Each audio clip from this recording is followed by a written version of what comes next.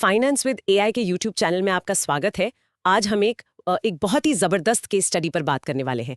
ये कहानी है पटेल प्रवासियों की, मतलब वो लोग जो अमेरिका पहुंचे और वहां के पूरे मोटेल बिजनेस पर छा गए।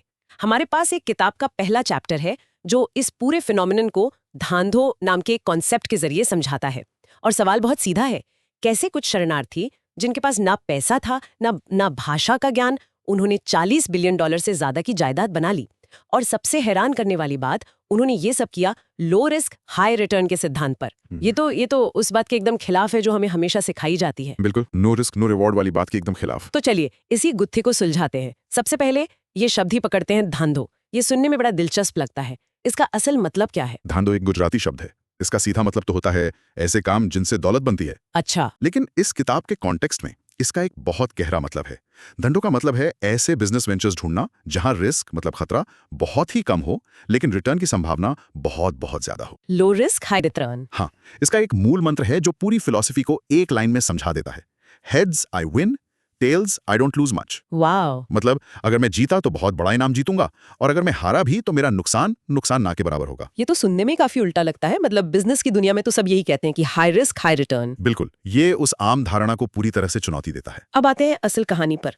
आंकड़े बताते हैं कि आज अमेरिका के 50% से ज्यादा मोटेल के मालिक पटेल समुदाय के लोग हैं। ये तो एक बहुत छोटा समुदाय है वहां। ये हुआ कैसे? ये कोई एक दो लोगों की कहानी तो है नहीं, ये तो एक पूरा फिनोमिनन है। बिल्कुल, और यही बात इसे इतना खास बनाती है। इनकी कहानी 1970s की शुरुआत में होती है। ओके। ज्यादातर पटेल परिवार युगांडा से शरणार्थी बनकर अमेरिका आए थे। उस वक्त वहां के तानाशाह ईदी अमीन ने सभी एशियाई लोगों को देश से निकाल दिया था। अरे बाप रे, मतलब सब कुछ छोड़कर आना पड़ा होगा। सब कुछ। जब वो अमेरिका पहुंचे तो उनके पास बहुत कम पैसा था, अंग्रेजी टूटी फूटी थी और कोई खास फॉर्मल एजुकेशन भी नहीं थी। सच तो यह है कि उनके पास खोने के लिए ज्यादा कुछ था ही नहीं। तो एक तरह से वो बिल्कुल शून्य से शुरुआत कर रहे थे। शून्य से भी नीचे कह सकते हैं। लेकिन पॉइंट यह है कि उनकी ये जो $40 बिलियन से ज्यादा की सफलता है, वो कोई तुक्का या सिर्फ किस्मत का खेल नहीं थी। हाँ, ये इंपॉर्टेंट है। इसके पीछे एक बहुत ही सिस्टमैटिक बिजनेस अप्रोच था। एक ऐसा मॉडल जिसे कोई भी समझ सकता है और दोहरा सकता है। मेरा पहला सवाल यही है कि इतने सारे बिजनेसेस में से सिर्फ मोटेल ही क्यों? मतलब वो कोई दुकान खोल सकते थे, रेस्टोरेंट चला सकते थे, मोटेल में ऐसा क्या खास था? ये बहुत अच्छा सवाल है, और इसका जवाब उस वक्त के इकोनॉमिक एनवायरनमेंट में छिपा है। 1970 के दशक में अमेरिका एक बड़ी मंदी से गुजर रहा था। अच्छा। इस वजह से कई बिजनेसेस डूब रहे थे और मोटेल डिस्ट्रेस्ड एसेट्स बन गए थे। एक मिनट, डिस्ट्रेस्ड एसेट्स ये क्या होता है? मतलब आम भाषा में समझाइए। हाँ, तो डिस्ट्रेस्ड एसेट का मतलब होता है ऐसी प्रॉपर्टी जो अपनी असली कीमत से बहुत कम दाम पर बिक रही हो। क्यों? क्योंकि उसका मालिक उसे चला नहीं पा रहा है, वो बैंक का लोन नहीं चुका पा रहा, और बैंक या मालिक वो किसी भी कीमत पर उससे छुटकारा पाना चाहता है। समझ गई। उस दौर में कई मोटेल मालिक दिवालिया हो रहे थे, तो बैंकों ने उनके मोटेल जब्त कर लिए थे। अब बैंक का काम मोटेल चलाना तो है नहीं। बिल्कुल नहीं। उन्हें तो बस अपना पैसा वापस चाहिए था। इसलिए वो इन मोटेल्स को औने पौने दाम पर बेचने और खरीदने वाले को बहुत आसानी से लोन देने के लिए तैयार थे। अच्छा, तो मतलब एक ऐसी चीज जिसकी असल में कीमत ज्यादा थी, वो मजबूरी में बहुत सस्ते में मिल रही थी। ये तो हुई एक बात। लेकिन क्या मोटेल बिजनेस में और भी कुछ खास था जो पटेल समुदाय के लिए इतना सही साबित हुआ? बिल्कुल, और यही इस कहानी का सबसे फैसिनेटिंग पहलू है। इसके 3 मुख्य कारण थे। पहला, मोटेल का बिजनेस चलाने में बहुत सिंपल था। सिंपल कैसे? कमरों की साफ सफाई, चादरें बदलना और हिसाब किताब रखना। मतलब इसे चलाने के लिए किसी MBA की डिग्री की जरूरत नहीं थी। ठीक है। दूसरा, इसमें रोजाना कैश आता था। हर दिन ग्राहक आते थे, पैसे देते थे, तो कैश फ्लो की समस्या नहीं होती थी, जो छोटे बिजनेसेस के लिए एक बहुत बड़ी चुनौती होती है। हाँ, ये तो बहुत बड़ा पॉइंट है। और तीसरा और सबसे बड़ा फायदा ये था कि ये एक ऐसा काम था जिसे पूरा परिवार मिलकर कर सकता था। लेकिन असली गेम चेंजर ये था कि परिवार मोटेल में ही एक कमरे में रह सकता था। अरे वाह, मतलब रहने का खर्च बिल्कुल खत्म। एग्जैक्टली। सोचिए, जब आपका किराया, बिजली पानी का बिल, आने जाने का खर्च, जो किसी भी परिवार के सबसे बड़े खर्चे होते हैं, वो सब जीरो हो जाएं। तब तो सारा पैसा बच गया। हाँ, आपका फाइनेंशियल रिस्क और बिजनेस चलाने का खर्च यानी ऑपरेटिंग कॉस्ट जबरदस्त तरीके से कम हो जाता है। तो उन्होंने इस मौके का फायदा उठाया कैसे? मतलब उनका कोई खास एक्शन प्लान था? उसे शायद पापा पटेल मॉडल कहते हैं। हाँ बिल्कुल, उसे आज पापा पटेल मॉडल के नाम से जाना जाता है, और ये 4 बहुत ही सिंपल लेकिन असरदार कदमों पर आधारित था। ओके, तो क्या थे वो कदम? पहला कदम था एक छोटा, कोई 20-25 कमरों वाला परेशान हाल मोटेल ढूंढना। ऐसा मोटेल जो चल नहीं रहा और बैंक उसे किसी भी तरह बेचना चाहता है। ठीक है, एक सस्ता खराब हालत वाला मोटेल मिल गया। फिर स्टेप 2 था फाइनेंसिंग। वो अपनी सारी जमा पूंजी लगाकर सिर्फ $5,000 से $10,000 की डाउन पेमेंट देते थे। बस? हाँ, जो कि मोटेल की कीमत का लगभग 10% होता था, और बाकी का 90% पैसा बैंक से ही लोन ले लेते थे। 90% फाइनेंसिंग, ये तो बहुत ज्यादा है। मतलब खुद का पैसा बहुत ही कम लगा। यही तो धंधा है, लो रिस्क। अब तीसरा और सबसे जरूरी कदम, खर्चे कम करना। कैसे? उन्होंने मोटेल के सारे कर्मचारियों को हटा दिया, मैनेजर, क्लीनर, रिसेप्शनिस्ट सब, और खुद परिवार के साथ 24 घंटे काम करना शुरू कर दिया। मतलब पति पत्नी बच्चे सब मिलकर काम करते थे? हाँ, पति रिसेप्शन संभालते, पत्नी सफाई और लॉन्ड्री देखती, और बच्चे स्कूल के बाद मदद करते। वो खुद ही मैनेजर, खुद ही क्लीनर, खुद ही सब कुछ थे। और चौथा कदम? चौथा कदम था ऑक्यूपेंसी बढ़ाना। क्योंकि उनके खर्चे लगभग शून्य हो गए थे, वो अपने कॉम्पिटिटर से 10-20% कम दाम पर कमरे दे सकते थे। अच्छा। और जब आपके दाम कम होते हैं और सर्विस अच्छी होती है तो ग्राहक आपके पास ही आते हैं। इससे उनके मोटेल हमेशा भरे रहते थे। तो ये था पूरा पापा पटेल मॉडल। सुनने में तो बहुत सीधा साधा लग रहा है, लेकिन इसके नतीजे वो क्या हुए? नतीजे चौंकाने वाले थे, क्योंकि ऑपरेटिंग कॉस्ट लगभग खत्म हो गई थी और ऑक्यूपेंसी बहुत ज्यादा थी। उनका कैश फ्लो आसमान छूने लगा। सारा पैसा सीधा जेब में? बिल्कुल। इस कैश फ्लो से उन्होंने बैंक का लोन उम्मीद से कहीं ज्यादा तेजी से चुकाया। और अगर हम रिटर्न ऑन इन्वेस्टेड कैपिटल की बात करें, यानी अपने लगाए हुए $5-10,000 पर उन्होंने कितना मुनाफा कमाया, तो वो सालाना 400% से भी ज्यादा था। 400% रिटर्न? यस। ये आंकड़ा सुनने में ही अविश्वसनीय लगता है। लेकिन ये सच है। आज के जमाने में तो कोई हेज फंड भी ऐसे रिटर्न के बारे में नहीं सोच सकता। चलिए 1 मिनट के लिए यहाँ रुकते हैं। अगर आपको ये गहरा विश्लेषण पसंद आ रहा है और आप ऐसी ही बिजनेस के स्टडीज में दिलचस्पी रखते हैं तो इस वीडियो को लाइक और शेयर जरूर करें, और नीचे कमेंट सेक्शन में हमें बताएं कि आप इस low risk high return strategy के बारे में क्या सोचते हैं। तो हम बात कर रहे थे 400% रिटर्न की, लेकिन हर बिजनेस में रिस्क तो होता ही है। क्या होता अगर उनका मोटेल नहीं चलता, अगर ग्राहक ही नहीं आते? तब तो ये बहुत जरूरी सवाल है, और इसका जवाब धांधों की फिलॉसफी के दिल में है। चलिए इसका रिस्क मैनेजमेंट देखते हैं। वर्स्ट केस सिनेरियो में क्या होता? हाँ, सबसे बुरे हालात में ज्यादा से ज्यादा उनकी वो $5-10,000 की डाउन पेमेंट डूब जाती। ये एक बड़ा नुकसान होता, लेकिन इससे वो सड़क पर नहीं आ जाते। ठीक है, लिमिटेड लॉस था। बिल्कुल। दूसरी बात, बैंक भी मोटेल को तुरंत जब्त नहीं करता। वो एक महंगा और लंबा प्रोसेस है। बैंक के लिए बेहतर यह होता था कि वो लोन की शर्तें बदल दे, कुछ और समय दे दे। और अगर सब कुछ फेल हो भी गया तो उनके पास हमेशा एक फॉल बैक प्लान था, कहीं और नौकरी करके पैसे बचाकर फिर से कोशिश करना। वो अमेरिका आने से पहले भी तो यही कर रहे थे।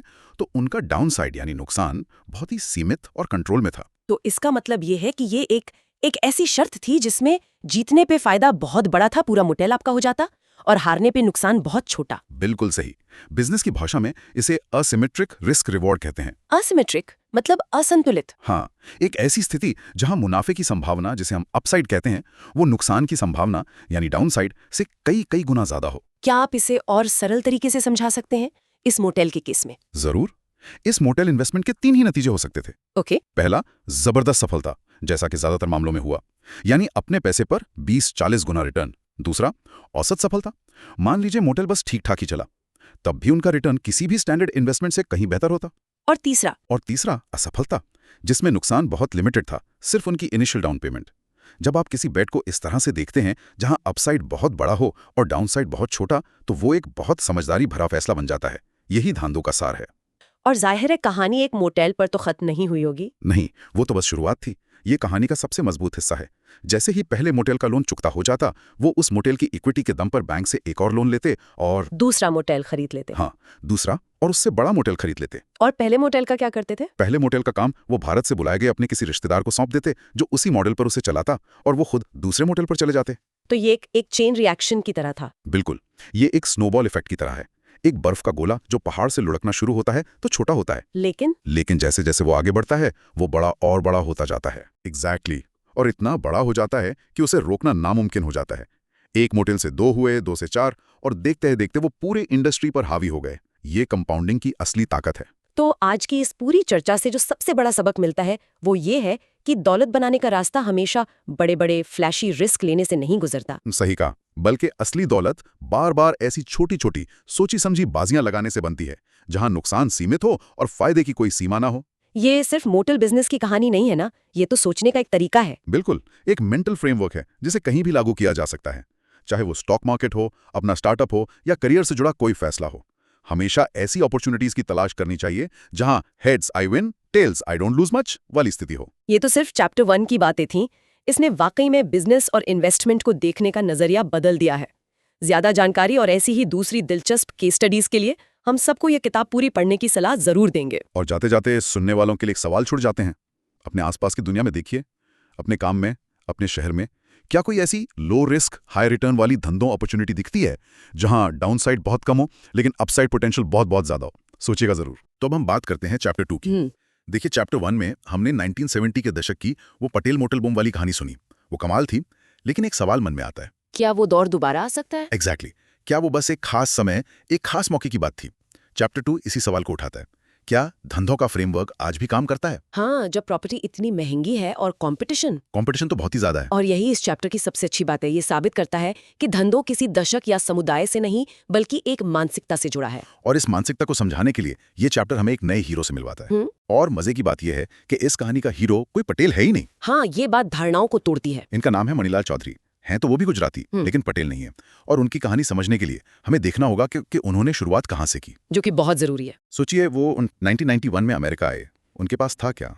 कुछ भी नहीं, जीरो कैपिटल, कोई जमा पूंजी नहीं। अंग्रेजी बहुत कमजोर, अमेरिका में काम का कोई एक्सपीरियंस नहीं। भारत में अकाउंटेंट थे, लेकिन वहां उन्हें न्यूनतम मजदूरी पर काम करना पड़ रहा था, मिनिमम वेज पर। ये पॉइंट बहुत जरूरी है। ये किसी प्रिविलेज की कहानी नहीं है। नहीं, बिल्कुल नहीं। कोई हेड स्टार्ट नहीं था। ये जमीन से उठने की कहानी है। और यहीं पर धंधो शब्द का असली मतलब सामने आता है। हाँ, ये सिर्फ व्यापार नहीं है ना। नहीं, इस किताब के हिसाब से धंधो एक खास तरह की सोच है। एक ऐसा फ्रेमवर्क जहां आप कम से कम जोखिम लेकर ज्यादा से ज्यादा मुनाफा कमाने की कोशिश करते हैं। वो कहावत है ना, heads I win, tails I don't lose much. मतलब चित आया तो मैं जीता और पट आया तो मेरा कुछ खास नुकसान नहीं हुआ। Heads I win, tails I don't lose much. सुनने में कितना आसान लगता है, पर मणिलाल ने इसे अपनाया कैसे? चैप्टर 2 उनके शुरुआती सालों को अत्यधिक अनुशासन और पूंजी संचय का दौर कहता है। और अत्यधिक शब्द यहाँ बिल्कुल सही है। जरा ये आंकड़ा सुनिए। वो हफ्ते में 112 घंटे काम करते थे। 112 घंटे? हाँ, एक गैस स्टेशन पर नौकरी और साथ में एक फैक्ट्री में भी। दिन के 16 घंटे, हफ्ते के 7 दिन। ये तो कल्पना से भी परे है। और ये सिर्फ उनके अकेले की मेहनत नहीं थी। सही बात है। उनका पूरा परिवार, मतलब एक्सटेंडेड फैमिली, एक ही छत के नीचे रहता था, ताकि खर्चे कम से कम हो और बचत ज्यादा से ज्यादा हो। सब अपनी कमाई एक जगह जमा कर रहे थे। इसे ही किताब में कैपिटल अक्यूमुलेशन कहा गया है, यानी पूंजी संचय। हाँ, ये धंधों का पहला और शायद सबसे उबाऊ लगने वाला कदम है। लेकिन क्या ये सिर्फ पैसे बचाने का खेल था, या पर्दे के पीछे कुछ और भी चल रहा था? बहुत अच्छा सवाल है।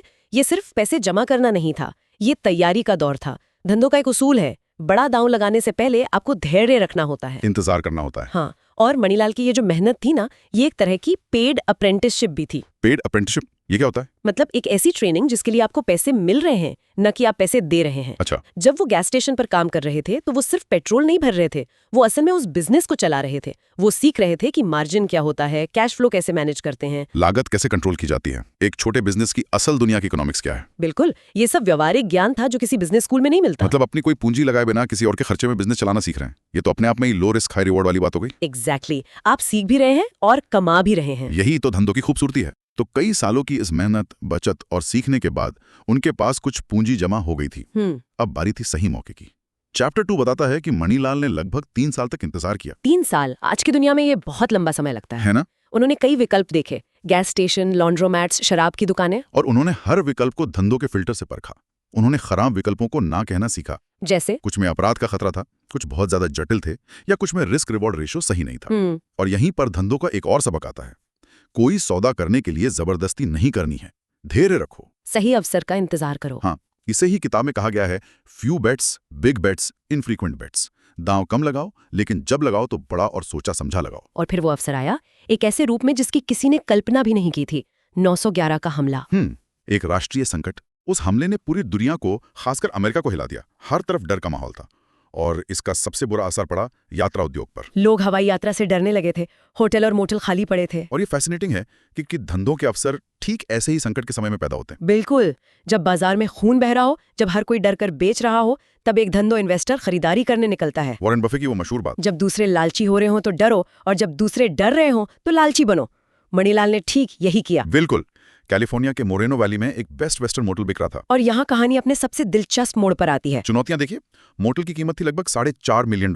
और उनके पास बचत कितनी थी? सालों की 112 घंटे हफ्ते की मेहनत के बाद भी पूरे परिवार की कुल बचत सिर्फ $3.5 लाख थी। तो ये सौदा तो नामुमकिन लगता है। डाउन पेमेंट के लिए भी काफी नहीं था। सही बात है, ज्यादातर लोग यहीं हार मान लेते। और प्रतिभा सामने आती है।